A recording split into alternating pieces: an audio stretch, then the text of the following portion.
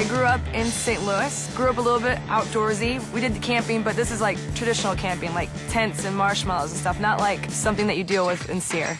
I'm Staff Sergeant Tiffany Zaloudek, SERE Specialist at Fairchild Air Force Base. My parents' reaction to me going to the Air Force was, at first, they were a little surprised that it's something I wanted to do. That was the first decision I made to go into the Air Force by myself, and they supported me 100%. As the recruiter started explaining a lot of jobs to me and, of course, what my degree was, once I saw the SERE brochure and he wiped the dust off of it, and I started asking him a lot of questions, the only thing he told me was that he knew that was a very difficult job to get, it was physically demanding, and barely any females made it. And I was like, this is my job.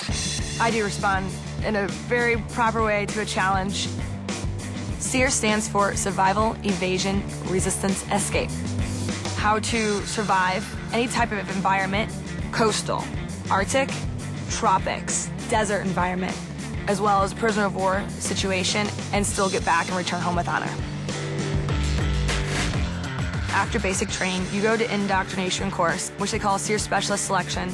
You're constantly ran to the ground, PTing nonstop, you're eating insects, you're doing navigation, shelter crafts, and you've never done any of these things before. So if you can actually buckle down and make it through that, you await the process for what we call SERE Specialist Training, which is a 6-month-long process.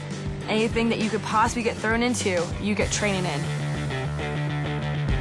A female in SERE is definitely a rare thing. It did take a little bit for another female to graduate, which was myself. I was the first one to graduate within a 7-year time period, but we can do it. We did it. What I would tell a young girl who's thinking about joining the Air Force is it's a great opportunity that a lot of people I think overlook.